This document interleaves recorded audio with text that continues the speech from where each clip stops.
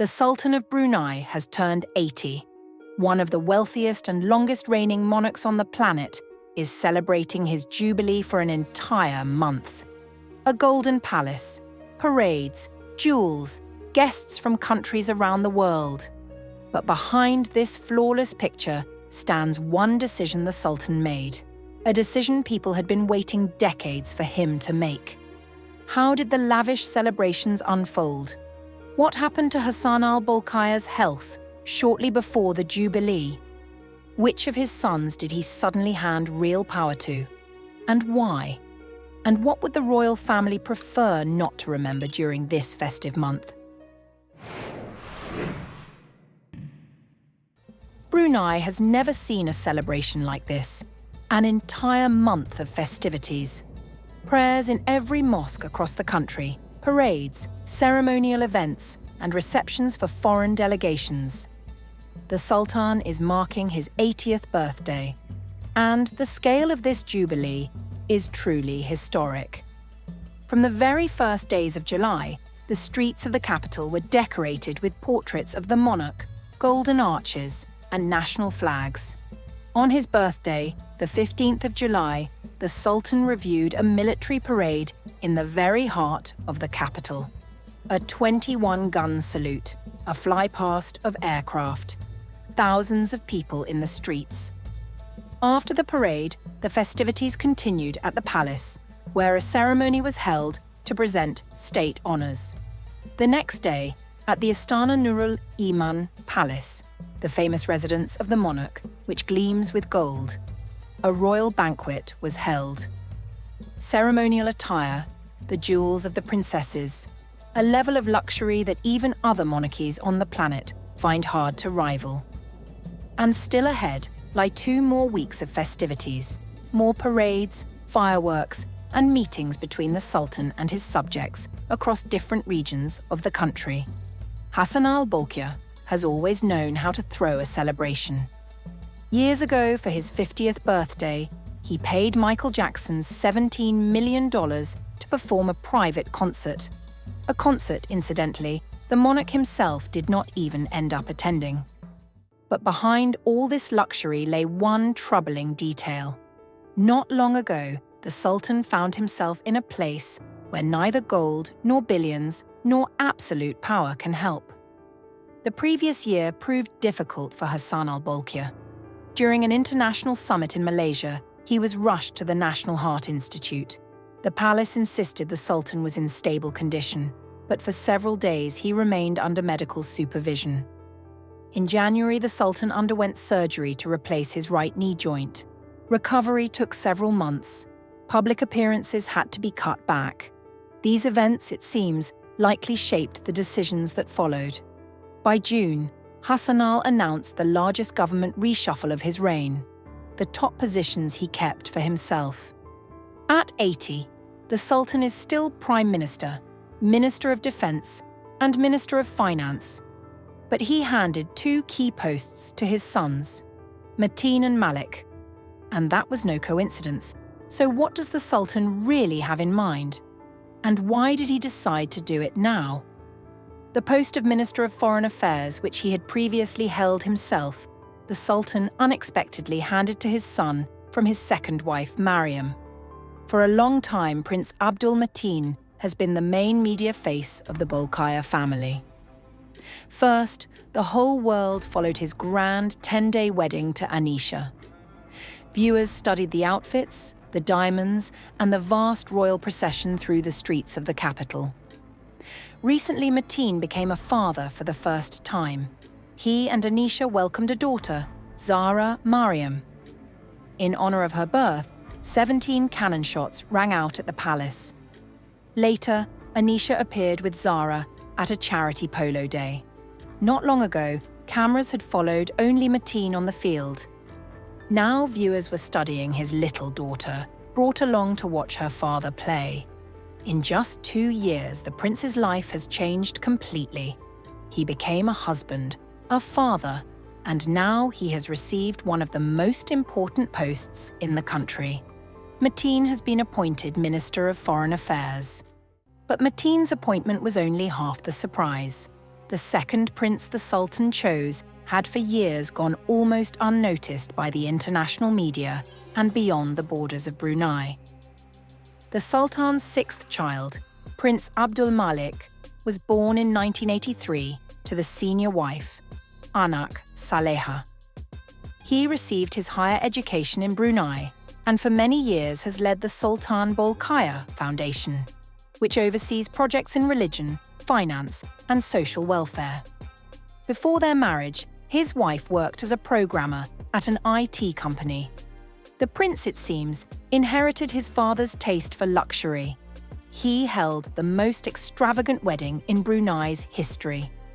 Many international outlets wrote about that wedding, claiming that in cost, it eclipsed the wedding of Prince William and Kate Middleton. What is striking is that after this grand celebration, Abdul Malik and his wife began to live a modest life.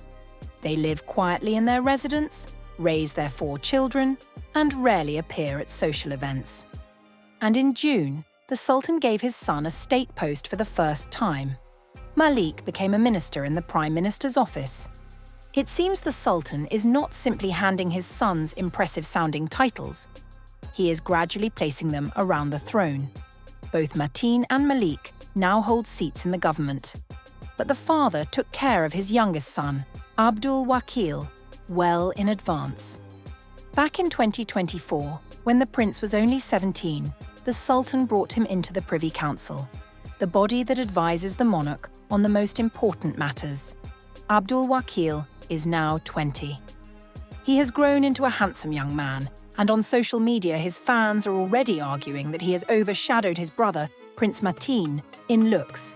But among all his sons, there is one to whom the Sultan can no longer give anything except the crown itself. The crown prince, Al-Muhtadee, is 52. He was named successor almost 3 decades ago. All that time, he has stood beside his father, waiting for the day he was prepared for his entire life. His fate is strikingly similar to the story of Britain's Prince Charles. Charles was the official heir from the age of 3, and only ascended the throne at 73 after his mother the Queen passed away. He was constantly called the eternal heir, and people wondered whether he would ever become king at all. And the longer the Sultan of Brunei stays on the throne, the more it looks as if his son Al-Muhtadee may repeat the very same fate. And yet Hassanal Bolkiah himself received the throne at only 21. His father abdicated voluntarily, but stayed by his son's side for almost 20 more years, serving as his advisor and Minister of Defense. The father handed him the crown and helped him run the country. It may well be that this is the very system Hassanal Bolkiah is now building for his own sons. But to understand this family fully, one has to go back many years, to a time when 3 women fought for years for the right to remain at the Sultan's side. One the Sultan kept on the throne, the second he stripped of her title and her palace, and the third, after their divorce, left her children behind the walls of the royal residence. And that was only the beginning of the Bolkiah family tragedies. Hassanal Bolkiah's first wife was his cousin, Anak Saleha. They had known each other since childhood, and the decision about their marriage was made in advance by their families. She was 18, he was 19. Their wedding lasted a whole month and became one of the most lavish celebrations in the history of Brunei. 1,000 guests gathered inside the main mosque, another 2,000 stood outside. The outfits of the bride and groom were decorated with diamonds, and the bride's bouquet was made not of flowers, but of precious stones. For 15 years, Saleha remained the only wife of the future Sultan. She gave him 6 children, including the crown prince, Al-Muhtadee. It seemed her position at court could not possibly be shaken. And then, the Sultan brought another woman into the palace. She was a flight attendant, Mariam Abdul Aziz. One day, the Sultan was aboard a Royal Brunei Airlines flight, and she accidentally spilled a drink on him. The relatives waiting to meet the monarch at the plane were horrified. He stepped off the aircraft, drenched from head to toe. But she was not punished. And a year later, that very same flight attendant became his second wife. For Mariam, the Sultan built a separate palace. She accompanied him on his foreign trips. He spent more and more time with her, and with Saleha and her children, less and less. The Queen stepped into the shadows, and that was when her most famous passion emerged. She began collecting handbags and jewels, pieces that no one else in the world possesses. Her collection today is worth hundreds of millions of dollars. And Saleha flies to London to personally choose her new handbags in the boutiques of Mayfair and Bond Street. Many in Brunei believe that behind this love for diamonds, the Queen is hiding one single feeling: loneliness. But no matter what her jewels cost, Saleha still kept what mattered most: the title of first wife and the future of her eldest son. Mariam, the woman for whom the Sultan had once built a palace, in the end lost almost everything. She gave him 4 children and spent 22 years by his side. And then something happened that in Brunei is still spoken about only at the level of rumour. Some claimed the Sultan had simply fallen out of love with her. Others hinted that Mariam herself had done something the monarch could not forgive. What actually happened, the palace has never disclosed. But in 2003, the Sultan announced their divorce. Mariam was stripped of her royal title and her state honours. The palace that had once been built especially for her no longer belonged to her. Her children continued to be raised within the royal family. It seemed that this was the cruelest punishment for the woman who once accidentally spilled a drink on the Sultan and became his wife. But the real tragedy caught up with Mariam much later. She lost her firstborn, a prince whose father had given him almost everything except the ability to save his own life. Prince Abdul Azim was his father's favourite. From childhood, the Sultan lavished him with gifts that no other child in the world had ever seen. But Azim did not grow up the way his father would have wanted.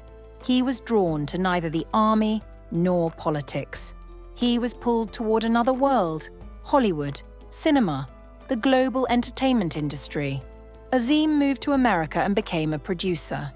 He befriended the biggest stars on the planet. He threw parties the entire international press wrote about. He longed for freedom and for a life on his own terms. And it seemed he had everything he needed for it. But that very freedom he had dreamed of turned out to be fatal for him. At the age of 36, Azim was diagnosed with a serious illness. 2 years later, he was gone. He was only 38. In Brunei, a 7-day mourning period was declared, an honour usually reserved only for a king. But not one of his Hollywood friends came to his funeral. Not one. For many years, Hassanal Bolkiah was known as a man who could buy anything in the world: palaces, planes, rare cars, art collections. But his own son, he could not save. Meanwhile, a third wife had already entered the Sultan's life, and her story turned out to be shorter still. After his divorce from Mariam, the Sultan did not remain alone for long. 2 years later, he married again. His third wife was a journalist, Azrinaz. She was 34 years younger than the Sultan, and she gave him 2 children, a son, Wakil, and a younger daughter, Amira. But this marriage lasted only 5 years. In 2010, the Sultan announced their divorce. The young mother left Brunei for Malaysia, where she started a new family, and the children stayed behind at the palace. According to reports, Azrinaz is still barred from seeing them. She writes sad birthday and holiday messages to the son and daughter she cannot hold in her arms. Since then, the children have been raised by the first wife, Queen Anak Saleha. By the age of 80, Hassanal Bolkiah has behind him 3 marriages, high-profile divorces, palace scandals, staggering wealth, and the tragic death of a son. He has been accused of extravagance. His wives and children have been picked over in the press, and some of his family decisions still raise questions to this day. But he still rules, still throws grand celebrations, is becoming a grandfather, and is gradually bringing his sons into power. Say what you will, no one could ever call his life boring. What do you think of Hassanal Bolkiah, the Sultan of Brunei? Share your opinion in the comments. If you enjoyed the video, please like and subscribe. Until next time.